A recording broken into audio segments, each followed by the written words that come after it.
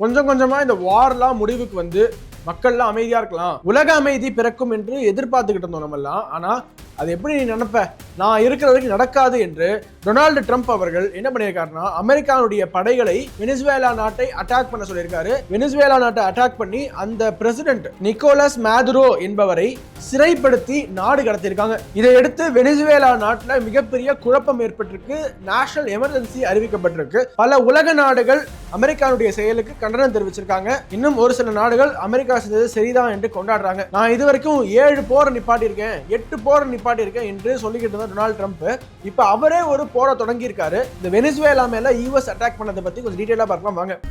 ஹாப்பியா, ஹெல்தியா, ஜாலியா ஒரு life. Lanco Harmonia Pavilion Senior Living Apartments at Sriperambur 2 BHK just 49 lakhs. Call 7717273747. அனைவருக்கும் வணக்கம். இன்னைக்கு காலையில இருந்தே ஒரு நியூஸுங்க. வெனிசுவேலா நாட்டை யூஎஸ் அட்டாக் பண்ணிருச்சு, யூஎஸோட நிறைய பாம்ஸ் வெனிசுவேலானுடைய தலைநகர்ல விழுந்திருக்கு என்ற செய்தி உறுதிப்படுத்தப்படாத செய்திகளாக ட்விட்டர்ல உலா வந்துட்டு இருந்துச்சு. நிறைய போட்டோஸுங்க. வெனிசுவேலா நாட்டின் மீது எந்த ஒரு விமானமும் பறக்கவில்லை. ஸோ ஏர் ஸ்பேஸ் மொத்தமாக வெனிசுவேலா மேல யாருமே போக விருப்பவே படல. அப்போ ஏதோ ஒரு அசாதாரணமான சூழ்நிலை நிலவுது என்று கணிச்சுக்கிட்டு இருந்தாங்க. கொஞ்சம் கொஞ்சமாக உண்மை வெளிச்சத்துக்கு வர ஆரம்பித்தது. வெனிசுவேலானுடைய தலைநகர்ல யூஎஸ்னுடைய ஏர்ஃபோர்ஸ் அட்டாக் பண்ற மாதிரி நிறைய விஷுவல்ஸ், இந்த விஷுவல்ஸ்லாம் யூடியூப்னுடைய கம்யூனிட்டி கைட்லைன்ஸ்னால எல்லாம் ஷேர் பண்ண முடியாது. அவ்வளோ பயங்கரமான விஷுவல்ஸ், எக்ஸ்ப்ளோஷன்ஸ், எல்லா இடத்துலையுமே வெடிக்கிற மாதிரியான நிறைய விஷுவல்ஸ் வெளியாச்சு. அதுக்கப்புறமா யூஎஸ்னுடைய தரப்புலேருந்து அஃபிஷியலாக ஒரு கன்ஃபர்மேஷன் வராமலே இருந்தது. ஃபைனலா டொனால்டு ட்ரம்பே ஒரு ட்வீட் போட்டு கன்ஃபார்ம் பண்றாரு, நாங்க வெனிசுவேலாவை அட்டாக் பண்ணிட்டோம். The United States of America has successfully carried out a large scale strike against Venezuela and its leader President Nicolas Maduro, who has been along with his wife captured and flown out of the country. This operation was done in conjunction with the US law enforcement. Details to follow. Thank you for your attention to this matter. President Donald J. Trump. அதாவது ஒரு நாட்டை attack பண்ணியிருக்கோம், அந்த நாட்டோட president Nicolas அவருடைய மனைவி உட்பட நாங்கள் கடத்திட்டு போயிட்டோம் என்று ட்வீட் போடுறாரு டொனால்டு ட்ரம்ப் அவர்கள். எந்த ஒரு தேசத்தையும் அட்டாக் பண்ணுவது அப்படிங்கிறது நீங்க வார்ல பாத்தீங்கன்னா மன்னர் ஆட்சி காலத்துல இப்போ வரைக்கும் நடந்துட்டு தான் இருக்கு. ஆனா அவங்களுடைய ஒய்ஃபை கடத்துறதெல்லாம் எந்த மாதிரியான மனநிலை என்று தெரியவில்லை. அவங்களோட சேர்த்து நாடு கடத்தி விட்டோம் என்று பெருமையாக ட்வீட் போட்டிருக்கார் டொனால்டு ட்ரம்ப். இதே டொனால்டு ட்ரம்ப் தான் நான் இந்தியா பாகிஸ்தான் போரை நிறுத்தியிருக்கேன், அசர்பைஜான் போரை நிறுத்தியிருக்கேன், அண்டார்டிகா போரை நிறுத்தியிருக்கேன், பெங்குவின்குள்ள சண்டையை நிறுத்தியிருக்கேன் என்றெல்லாம் ட்வீட் போட்டு பெருமையாக பேசி எனக்கு நோபல் பீஸ் பிரைஸ் கொடுங்க என்று மன்றாடி கேட்ட அதே டொனால்டு ட்ரம்ப் இப்பொழுது இன்னொரு நாட்டை அட்டாக் பண்ணி அந்த நாட்டிலேருந்து பிரசிடென்ட்டை துரத்தி விட்டு எங்களுடைய ஆட்சி அமைய போகிறது என்று சொல்கிறார் என்றால் இதுதான் இந்த யூஎஸ் ஹிப்போக்ரசி என்ற பேரு. அமெரிக்காக்காரங்க வந்தா மட்டும் அது ரத்தம், மற்றவனுக்கு வந்தா தக்காளி சட்னி போல. 2000ஆம் ஆண்டுலேருந்து இப்போது வரைக்கும் எத்தனை நாடுகளை அமெரிக்கா அட்டாக் பண்ணியிருக்குன்னு பாருங்க. Afghanistan, Iraq, Yemen, Syria, Libya, Iran, Somalia, Nigeria, இப்போ வெனிசுவேலா, இவ்வளோ நாடுகளை அட்டாக் பண்ணிட்டு உலகத்துல அமைதியை சீர்குலைத்து விட்டு உலக அமைதிக்கான நோபல் பரிசு இவர் கொடுக்கணுமா? இதை பார்க்கும் போதும் கேட்கும் போதும் எவ்வளவு வேடிக்கையா இருக்கு. இந்த அட்டாக் குறித்து வெனிசுவேலா தன்னுடைய அதிகாரப்பூர்வ அறிக்கையில என்ன சொல்லியிருக்காங்கன்னு பாருங்க. அட்டாக் பண்ணிட்டாங்க என்று கன்ஃபர்மேஷன் கொடுக்குறாங்க. கன்ஃபர்மேஷனுக்கு அப்புறமா எங்களுடைய நாட்டில் இருக்கக்கூடிய வளங்களை சுரண்டுவதற்காக தான் குறிப்பாக இந்த அட்டாக் நடைபெற்றிருக்கு, அமெரிக்காக்காரர் அதனால தான் அட்டாக் பண்றான் அப்படிங்கிறத தன்னுடைய கண்டனத்தோட சேர்த்து பதிவு பண்றாங்க. இது உலக அமைதிக்கே விடுக்கப்பட்ட மிகப்பெரிய சவால். உடனடியாக ஐநா சபை இதில் தலையிட வேண்டும். அதை தவிர இது கெரிபியன் பகுதி பிளஸ் இந்த லாட்டின் அமெரிக்கா, சவுத் அமெரிக்கா பகுதி முழுக்கவே இது அமைதியற்ற சூழலையும் அதே போல லட்சக்கணக்கான கோடிக்கணக்கான மக்களுடைய வாழ்வாதாரத்தை கேள்விக்குறியாக்கும், அவங்களுடைய லைஃப் இஸ் அட் ஸ்டேக் அப்படிங்கிற வார்த்தையை வெனிசுவேலா தன்னுடைய அறிக்கையில பயன்படுத்துறாங்க. ஆல்ரெடி நம்மளுடைய போன வீடியோல சொல்லியிருந்தோம், ஈரானுக்கு ஒரு வார்னிங் கொடுத்திருக்கு அமெரிக்கா. ஈரான் தன்னுடைய நாட்டில் துப்பாக்கி சூடு நடத்தினால், அங்கு போராடக்கூடிய மக்களுக்கு எதிராக துப்பாக்கி சூடு நடத்தினால் அமெரிக்கா அதில் தலையிடும், எங்களுடைய ராணுவம் அதற்கு தயாராக இருக்கிறது என்று டொனால்டு ட்ரம்ப் சொன்னதற்கு எத்தனை நாட்டினுடைய இன்டர்னல் அஃபேர்ஸ் நீங்க தலையிடுவீங்க? உலகத்துல எங்க பிரச்சனை நடந்தாலுமே அங்க நான் போய் மூக்கு நுழைப்பேன் என்று சொல்வது எப்படி நியாயமாக இருக்கும் என்று சொல்லி வாய மூடலைங்க. அதுக்குள்ளேயே வெனிசுவேலா நாட்டை போய் அட்டாக் பண்ணிட்டாரு டொனால்டு ட்ரம்ப்.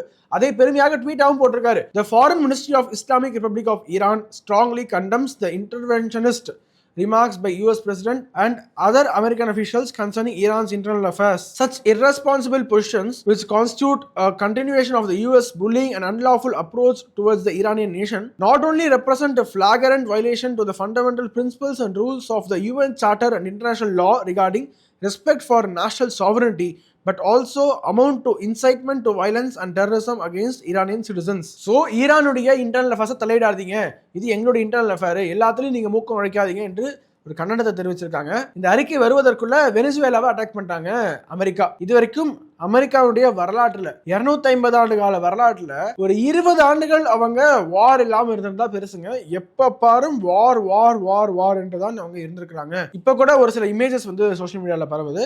வெனிசுவேலாவோட பிரசிடென்ட்டை யூஎஸ்னுடைய படையினர் கைது செய்து கூட்டிட்டு போற மாதிரியான ஒரு சில புகைப்படங்கள். இதை நம்மளுடைய இந்தியன் சோர்சஸ் என்ன சொல்றாங்கன்னா, இது ஏஐயா இருக்க கூட வாய்ப்பு இருக்கு. ஆர்டிஃபிஷியல் இன்டெலிஜென்ஸ் இப்போ நிறைய புகைப்படங்கள் வெளியிட்டு இருக்கு. நிறைய கிரியேட்டர்ஸ் ஆர்டிஃபிஷியல் இன்டெலிஜென்ஸ் மூலமாக கிரியேட் பண்ணி நிறைய பொய்யான தகவல்களை பரப்பிட்டு இருக்காங்க. அப்படி ஒரு புகைப்படமாக இந்த புகைப்படம் இருக்கக்கூடிய வாய்ப்பு இருக்கு என்றும் பதிவிடுறாங்க. ஸோ இந்த புகைப்படம் உண்மையா இல்லையா அப்படிங்கிறது அடுத்து இன்னும் கொஞ்ச நேரத்தில் தெரிஞ்சிடும். வெனிசுவேலானுடைய அதிகாரிகள், அரசு அதிகாரிகள், அந்த பிரசிடென்ட்டுக்கு அடுத்தபடியாக இருப்பவர்கள் அவங்க என்ன சொல்றாங்கன்னா, வெனிசுவேலானுடைய பிரசிடென்ட்டை காணவில்லை என்றுதான் சொல்றாங்க. சோ அபிஷியலா காணவில்லை என்பதை ஒத்துக்கிறாங்க. யூஎஸ் தான் கடத்தி இருக்கிறது என்பதை வெனிசுவேலால இருந்து இப்ப வரைக்குமே வந்து ஒரு அதிகாரப்பூர்வ தகவல் வரவில்லை. லேட்டஸ்டா பாத்தீங்கன்னா வெனிசுவேலா நாட்டினுடைய டிஃபென்ஸ் மினிஸ்டர் அவர் வந்து ஒரு வீடியோ ஒன்று போட்டிருக்காரு. அந்த வீடியோவில் Venezuelan people have been subjected to the most criminal military aggression by the government of United States அப்படிங்கிற வார்த்தையை பயன்படுத்தி என்னுடைய கண்டனத்தை பதிவு செஞ்சு வெனிசுவேலா நாட்டு மக்களோடு உரையாடி இருக்காரு. இந்த இடத்துல தாங்க நம்ம ரெண்டு முக்கியமான பிளேயர்ஸை கவனிக்கணும். யாரு எதிரிக்கு எதிரி யாருன்னு பார்க்கணும். வெனிசுவேலாக்கு எதிரி யாரு? அமெரிக்கா. அமெரிக்காவோட எதிரி யாரு? China, Russia. சைனா என்ன பண்றாங்க, ரஷ்யா என்ன பண்றாங்கன்னு பாத்தீங்கன்னா, ரஷ்யா இதை கண்டித்திருக்கிறாங்க, ரொம்ப கடுமையாக கண்டிச்சிருக்காங்க. This morning the US committed an act of armed aggression against Venezuela. This development gives rise to deep concern and warrants condemnation. In the current situation, it is essential above all to prevent further escalation and to focus on finding a solution through dialogue. We proceed from the understanding that all parties that may have grievances against one another may seek solutions through dialogue-based mechanisms. We stand ready to support such efforts.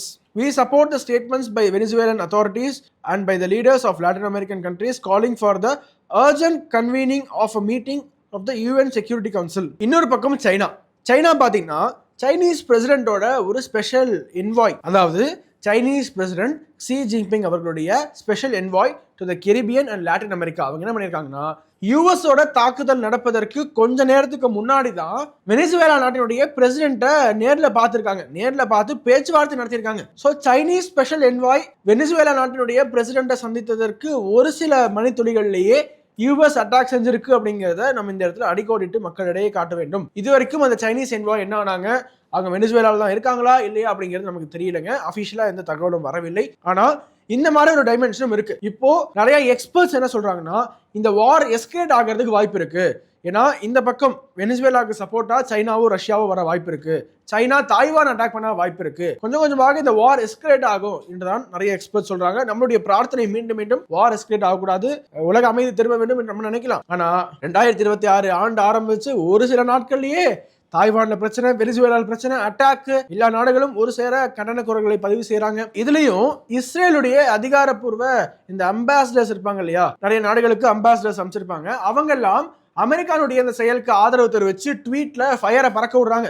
Aha super, வெனிசுவேலானுடைய ஒரு டிக்டேட்டரை arrest பண்ணிருக்காரு Donald Trump, வாழ்த்துக்கள் என்று. ஏன்னா இஸ்ரேலுக்கு பாத்தீங்கன்னா யூஎஸோட support எப்பவுமே தேவைங்க. இன்னொன்னு, அமெரிக்கா யாரையெல்லாம் அரெஸ்ட் பண்ணி அந்த இடத்துல ஒரு ஆட்சி மாற்றத்தை நிகழ்த்தி இருக்கோ இன்று வரை எல்லா இடத்துலயுமே அவங்க சொல்லக்கூடிய ஒரு வார்த்தை என்னன்னா, he is a dictator. எப்படி மக்களால் தேர்ந்தெடுக்கப்பட்டு ஒருவர் வருவாரு, he is a dictator என்று சொல்லி நாங்க தான் உங்களுக்கு பாதுகாப்பு என்று அந்த ஆட்சியாளரை அகற்றி விட்டு யூஎஸ்க்கு ஏதுவான ஒரு ஆட்சி அந்த இடத்துல அமர்த்துவதான் ஜனநாயகமா? இவ்வளவு ஒரு நல்ல ஜனநாயகம் பாருங்களேன். வெனிசுவேலா நாட்டினுடைய ஜஸ்டிஸ் மினிஸ்டர் அப்படிங்கிற ஒரு துறை இருக்கு. அந்த துறையினுடைய அமைச்சர் ராணுவ வீரர்கள் போலீஸ்க்கு நடுவில் நின்று உரையாற்றாரு மக்களிடையே, அதாவது நாட்டு மக்களிடையே உரையாற்றாரு. வெனிசுவேலா நாட்டு மக்களிடையே அமெரிக்கா ஒரு துரோகத்தை செஞ்சிருக்கு, உறங்கிக் கொண்டிருக்கும் வெனிசுவேலா மக்களுக்கு எதிராக ஒரு தாக்குதல் நடத்தியிருக்கு. So when our people were sleeping, America has attacked அப்படின்னு சொல்றாரு. இதெல்லாம் ஒரு முறை நீங்க பார்த்தீங்கன்னா தான் இந்திய தேசத்திற்கு இந்தியாவுடைய ஏர் டிஃபென்ஸ் சிஸ்டம் எவ்வளவு முக்கியம் என்று தெரியும். வெனிசுவேலா நாடு கிட்ட சரியான ஏர் டிஃபென்ஸ் சிஸ்டம் இல்ல.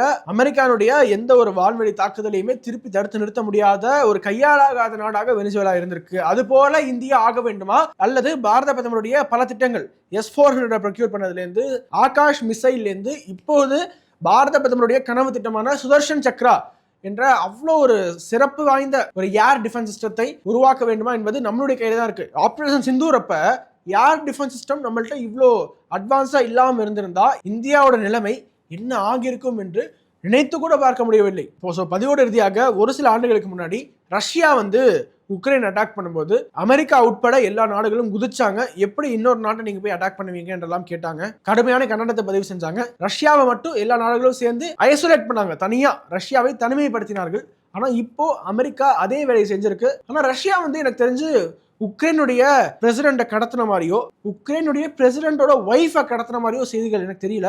இதுதான் அறமா, இதுதான் வார்ஃபேரா என்பது மக்களாக நீங்கள் தான் விளக்க வேண்டும். இதோட வாரோட எஸ்கலேஷன் எப்படி போயிட்டு இருக்கு, அடுத்தடுத்து எஸ்கலேட் ஆகுமா இல்லை டீஎஸ்கலேட் ஆகுமா என்பதை நம்மளுடைய சேனலில் தொடர்ச்சியாக அப்டேட் கொடுக்கவிருக்கும். சப்ஸ்கிரைபர் ஸ்டேட்யூட். வணக்கம், வந்தே மாத்திரம். உலக தமிழ் சொந்தங்களுக்கு வணக்கம். நான் ராஜவேல் நாகராஜன். பேசு தமிழா பேசு வலையொலியுடைய வளர்ச்சிக்கு நீங்களும் உறுதுணையாக இருக்கணும்னு நினச்சிங்கன்னா இந்த வீடியோடைய டிஸ்கிரிப்ஷனில் இருக்கக்கூடிய ரேசர் பே லிங்கை கிளிக் பண்ணுங்கள்.